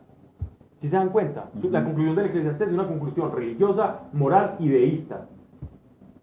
Teísta. Verso 1 del capítulo 3. Todo tiene su tiempo, y cuanto nace debajo del sol, su hora. Hay tiempo de nacer y tiempo de morir, tiempo de plantar y tiempo de arrancar lo plantado, tiempo de herir y tiempo de curar, tiempo de destruir y tiempo de edificar, tiempo de llorar y tiempo de reír, tiempo de lamentarse y tiempo de danzar, tiempo de esparcir las piedras y tiempo de amontonarlas, tiempo de abrazarse y tiempo de separarse, tiempo de ganar y tiempo de perder, tiempo de guardar y tiempo de tirar, tiempo de rasgar y tiempo de coser, tiempo de callar y tiempo de hablar, tiempo de amar y tiempo de aborrecer, tiempo de guerra y tiempo de paz. Todo esto es una redundancia, ¿cierto? Es una hipérbole para decirnos a nosotros que los seres humanos no tenemos el control de ciertas situaciones de la vida, que a nosotros la vida nos pasa, pero que nosotros no tenemos autoridad y control sobre los designios de los tiempos, que nosotros a lo sumo podemos practicar, tomar decisiones al presente, pero que no podemos controlar esa rueda cíclica de pasado, presente y futuro que se está constituyendo y se está renovando constantemente. Muere un círculo, nace otro círculo, muere un círculo, nace otro círculo. Nuestros bisabuelos hablaron de sus bisabuelos, ahora nosotros estamos hablando de nuestros bisabuelos, y de nosotros hablarán los otros, hasta que se vaya perdiendo memoria en una cadena de sucesos, y el hombre no tiene control de eso, y la vida nos pasa. Eso es lo que el hombre nos está diciendo acá. La vida va pasando, las cosas se van sucediendo unas a otras, y nosotros simplemente somos una ruedita en medio de esos engranajes que se van moviendo. Entonces los engranajes nos van moviendo y nos van pasando de engranaje en engranaje, como si fuéramos una especie de balín metido en un reloj suizo. Y el reloj suizo va camellando y el balincito va pasando hasta que cae y se pierde de conciencia y vuelve y pasa otro balincito. Y esa es la vida del ser humano sin la revelación de Dios que él está viendo, muy apropiado para su tiempo, ¿cierto? este tiempo de amar y tiempo de aborrecer no significa que él esté haciendo un, digámoslo así, un elogio, una apología, una defensa de, es que uno tiene que amar, y Eclesiastés dice que uno ama y aborrece. Entonces, mi amor, hoy la quiero mucho y mañana le digo estúpida, porque es que ahí está, Eclesiastés 3:5. ¿Cierto? Sí, mire, que hoy mi amor, yo lo estoy queriendo mucho hoy, y al otro día, no, ya no la quiero usted, yo la aborrezco. Eclesiastés de ahí dice, ahí está. Está como la del tío. Obviamente es descontextualizar eso. Otra cosa es que usted le diga las cosas con amor, y si no era la persona que es para usted, le diga con amor, etcétera, etcétera, pero no que la aborrezca, pues. No al caso. Bueno, versículo 9.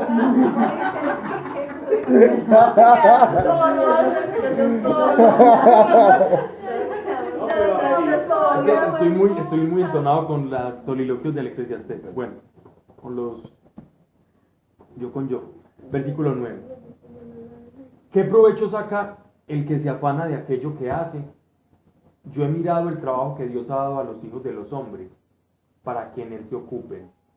Todo lo hace él apropiado a su tiempo.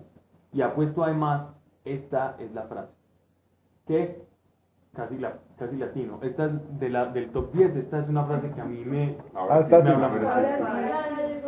Miren esto, la pueden subrayar. Todo lo hace el apropiado a su tiempo. ¿Quién? Dios. Y ha puesto además en el alma la idea de perduración. Ha puesto en el alma la idea de perduración. Es decir, quiero que escuchemos esto en otra traducción, que sea más sonora. Esta está muy literal, entonces no suena en el contexto como nos dice. Una que hable con más fuerza, la tuya. Metimos en el sentido del tiempo, pero la Reina Valera dice eternidad. Exacto. Todo lo hizo hermoso en su tiempo. ¿Y qué sigue? Y al puesto terminar en el corazón de Dios. ¿Qué dice la tuya? ¿Ya ha puesto qué? Sin sentido de tiempo, con sentido de tiempo. ¿Y qué sigue? Aún cuando el hombre no alcanza a comprender la obra que Dios realiza al principio de tiempo. No. Esa es una versión internacional. La idea del Está hermosa. Va por ese lado. Va por el lado de perpetuidad. Entonces miren esto pero tan hermoso. Dios ha dado a los hijos de los hombres para que en él se ocupen, es decir, un montón de cosas para hacer y para descubrir. Y todo lo hace el apropiado a su tiempo. Dios tiene un tiempo para revelarse, para hacer las cosas, que no depende de nosotros, sino de Dios. Y él es perfecto, él sabrá por qué lo hace y cuándo lo hace. Y ha puesto además en el alma la idea de inmortalidad. Entonces, esto ya nos da una idea muy clara del concepto al que este hombre está llegando. Este hombre está diciendo, ya estoy comprendiendo cuál es mi problema. O sea que ahí se le está como empezando a revelar. Claro, por eso es que es un soliloquio, pero en los soliloquios uno empieza a ver, pero ¿por qué yo estoy aquí? Sí, es que cuando chiquito a mí me pegaron, entonces por eso yo, sí. No, es que a mí una niña me dijo que yo era muy pobre, por eso yo le tengo miedo a las mujeres.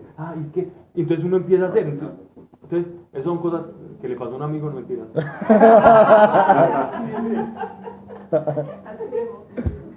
Entonces, el problema es que este hombre está descubriendo, está llegando a algo. En toda esa disertación él sí llegó a algo. Entonces, ese soliloquio, en esa meditación profunda, él tuvo una revelación. ¿Cuál fue la revelación? Yo no me lleno con nada, porque con lo que me estoy queriendo llenar es finito. Pero hay problema el que Dios ha puesto en el corazón del hombre. Y es que Dios nos dio un corazón que busca lo inmortal en un mundo finito. Un corazón que anhela lo inmortal en un mundo donde las cosas son pasajeras y transitorias y susceptibles de tiempo y del paso del tiempo.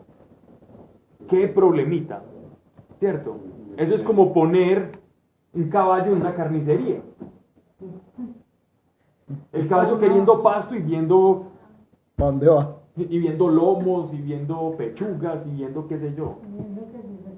Sí. Y se lo come y como que sabe bueno y después lo indigesta.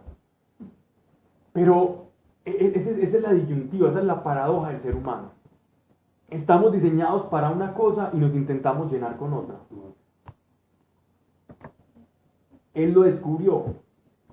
Más la capacidad de llenarse de esa inmortalidad no estaba en la época de Salomón, sino con la llegada del Mesías. ¿Qué dice Jesucristo? Quien tenga sed, venga. Y de su interior correrán ríos de agua viva. Venga y tome esta agua que yo le doy, que es agua viva.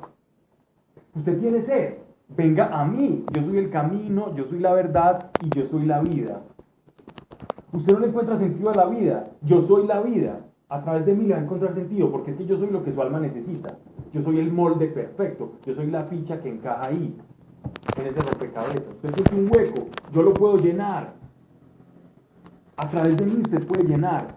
Su alma no volverá a tener sed, no va a volver a tener sed.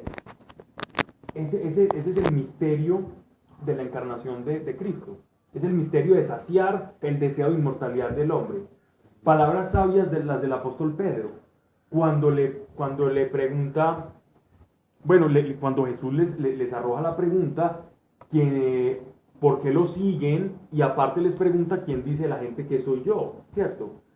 Entonces Pedro le dice de una manera muy sabia. Pedro conocía lo hondo del Eclesiastés y lo hondo de la búsqueda del ser humano, en medio de su peculiaridad y su carácter apasionado, etcétera, etcétera, que todos conocemos, y que era un pescador y un iguacito.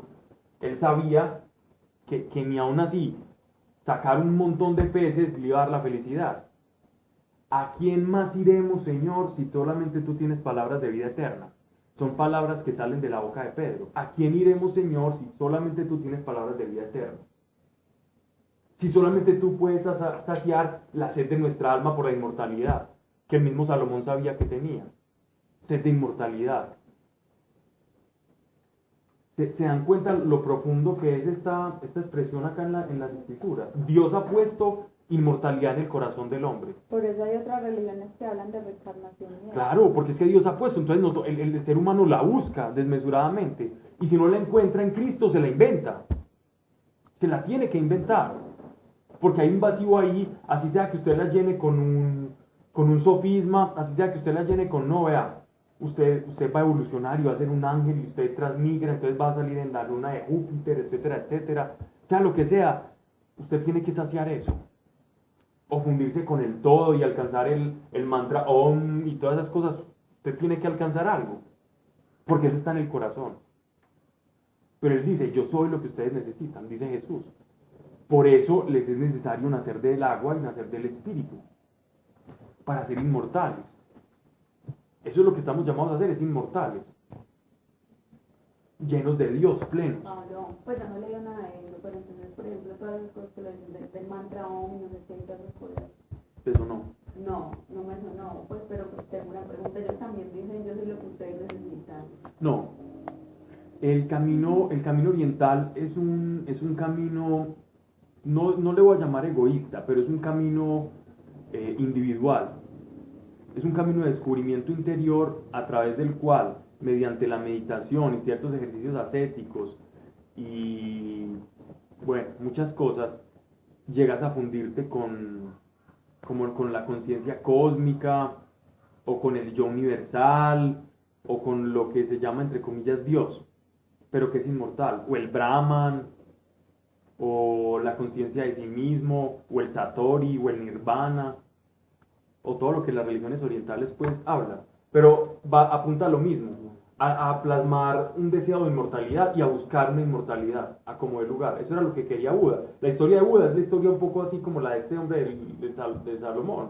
Buda una vez, Siddhartha, un hombre que iba caminando por un príncipe, obviamente un príncipe de la India con todos los lujos y atendido que estaba, sale de su palacio una vez y acompañando a su padre, y se da cuenta, a su instructor que era un brahman, era un sacerdote del hinduismo, y comienza a ver el sufrimiento. Entonces él ve el sufrimiento y él dice, ¿qué es esto? Y eso lo impacta demasiado. Entonces él se va a buscar cuál es el origen del sufrimiento del ser humano. Entonces él llega a una tesis de las 4 nobles verdades del Buda, de por qué es el sufrimiento, y a raíz de eso él se va a meditar en un árbol, y en ese árbol alcanza lo que se llama la iluminación, ¿cierto? Bueno, en fin.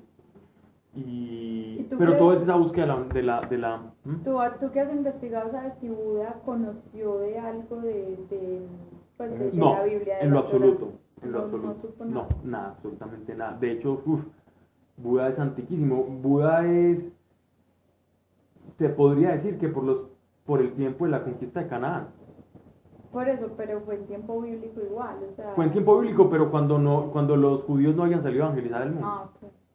Y si hubiera conocido, no hubiera parado muchas bolas seguro. Mm. De hecho, Asia fue de los lugares más difíciles de, Evangelizar. sí, porque tenían tantos conceptos De verdad. religiosos como. Eso es porque no conocieron a Dios de verdad. No, ahora sí, hay muchos, Asia ha sido muy evangelizada. De hecho, una de las iglesias más grandes del mundo está en Corea del Sur, la más. Ujú. A mí la primera vez que me evangelizaron fue en China. Pues de verdad, o sea, en China.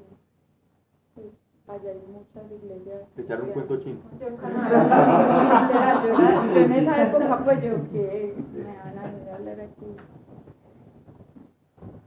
De uno menos espera. Sí, donde uno menos espera. Por eso cuando a mí me dicen, entonces el que nació en China, y yo no es válido. No es válido. Es verdad. En la India también ha sido muy difícil de evangelizar. Pero yo conocí la historia de un hombre muy bonito que Dios le habla audiblemente a él, así con palabras, y él escucha la voz que le habla y le dice, ve a tal parte y quédate ahí. Y él se queda horas y horas en una plaza. Y después Dios le vuelve a hablar, y él es súper obediente. Dios le vuelve a hablar y le dice, bueno, te vas a encontrar con una persona, está vestida de estas características. Y él, sí señor, y él va y se encuentra y le dice, habla con él. Y ya no le vuelve a hablar Dios. Entonces él empieza a hablar con él y evangeliza de esa manera. Y ha evangelizado brahmanes,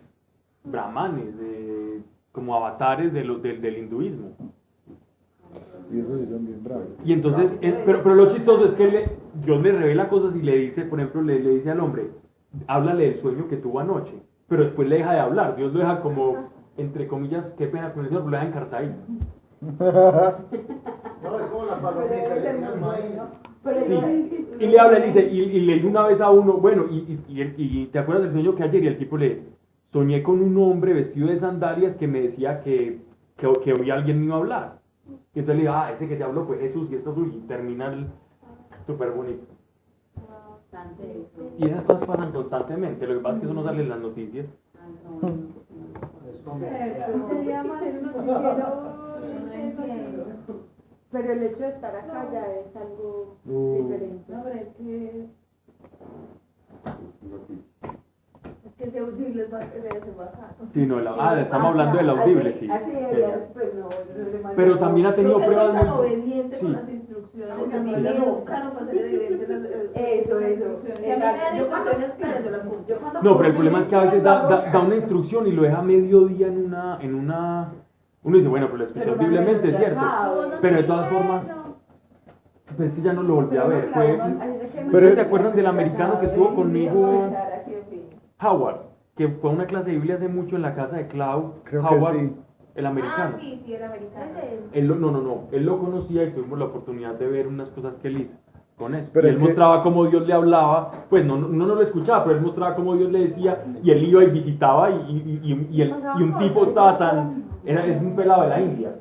Entonces él le decía, bueno, acompáñeme, un loco se fue, un periodista, se fue, yo voy a ver qué es lo que habla, pues, porque es que eso está muy raro. Le digo, sí, espérate, que es que Dios me lo mostró, y sentado en una plaza, y el periodista más aburrido, decía, este tipo que ya lleva horas caminando, nos hizo pasar por un lago, hacer un montón de locuras y nada, y el periodista ya estaba desesperado.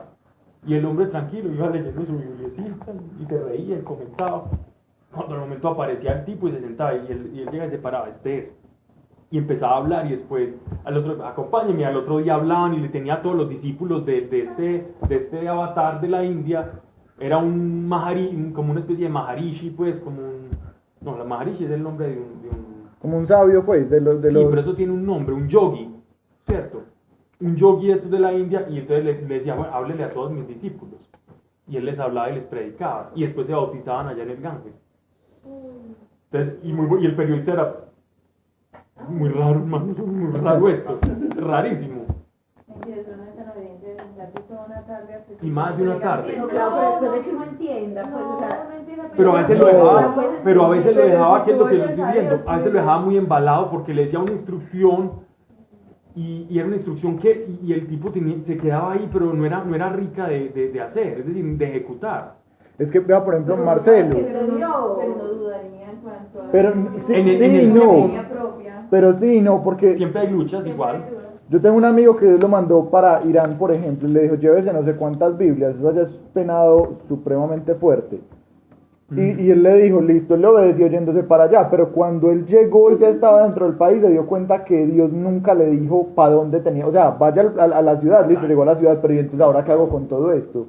Y donde lo coja la policía y con eso lo mete a la cárcel, lo mata, y él dice que le tocó quedarse, o sea, le tocó decir, Dios, me quedo acá, no voy a dar ni un paso hasta que me digas para dónde me tengo que ir, y Dios lo dejó ahí casi el día entero. No importa, no. Eso dice uno Eso desde dice acá. usted ya. Natalie, yo estoy de acuerdo con lo que estás diciendo y estoy sintonizado, pero Pero no vivirlo. del dicho al hecho, No, y si te lo dice Dios, uno lo hace, pero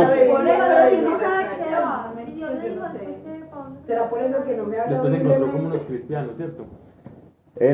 Es que cuando él iba a viajar antes Son de... las 9:41, que consta. Ah, fue madre. Antes de él irse para allá, o sea, él estaba estudiando en la universidad en Estados Unidos y Dios un día le dijo, te vas de misionero. Y él arrancó, pues, y se fue, estuvo en la India como 2 años.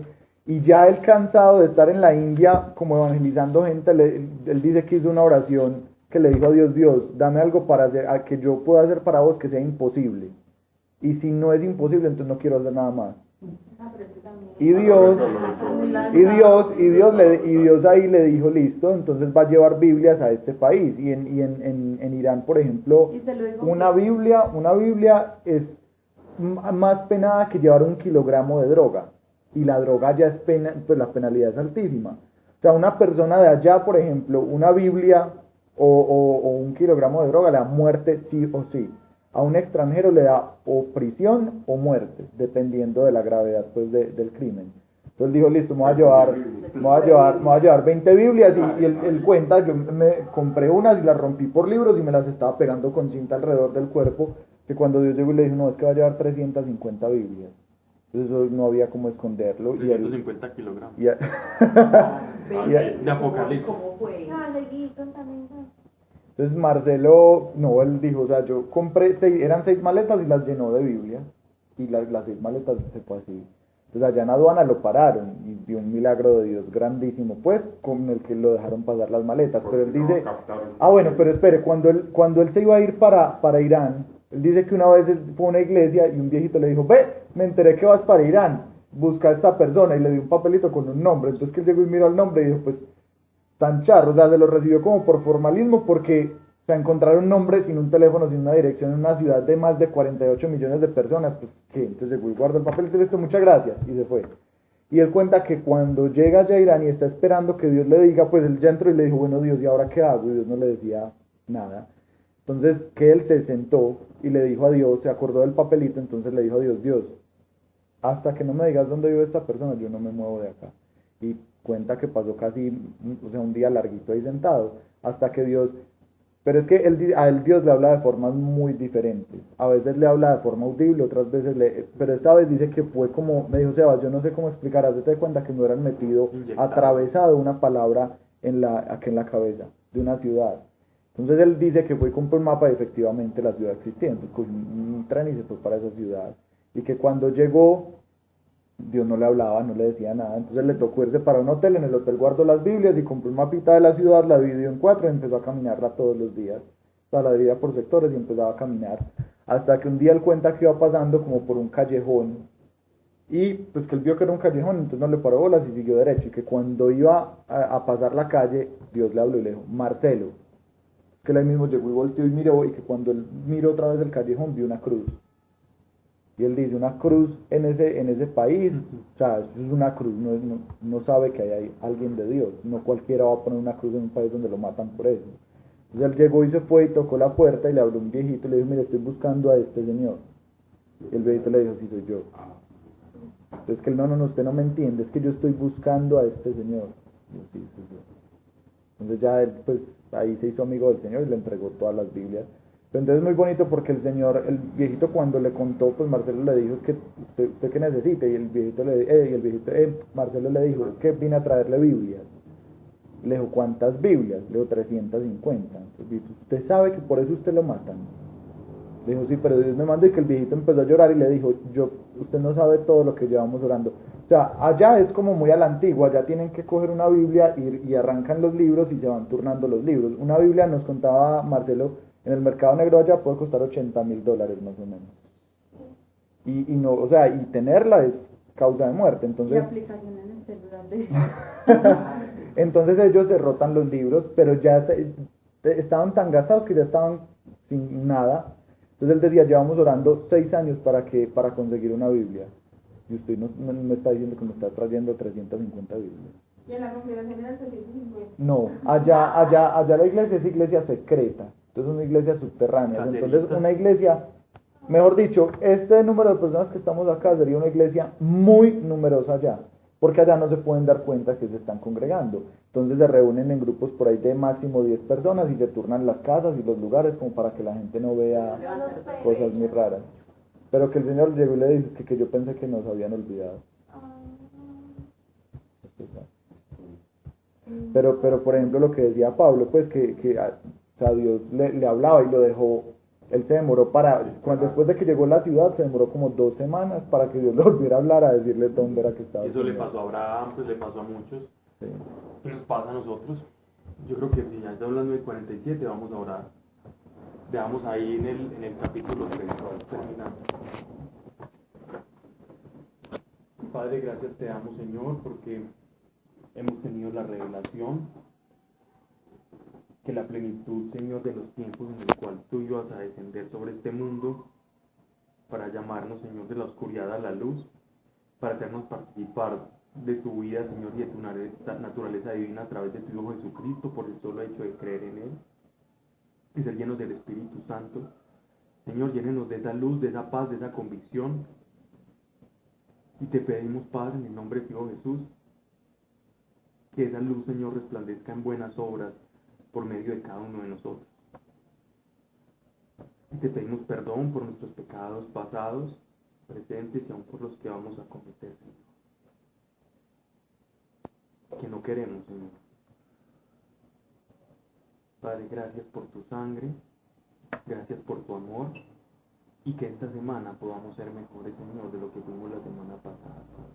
Y ayúdanos a comprender por qué situaciones hemos de pasar o estamos pasando para sacar el mayor provecho, Padre, y no repetir conductas o pensamientos que posiblemente teníamos en el pasado, Señor. En el nombre de Dios Jesucristo. Amén. Amén.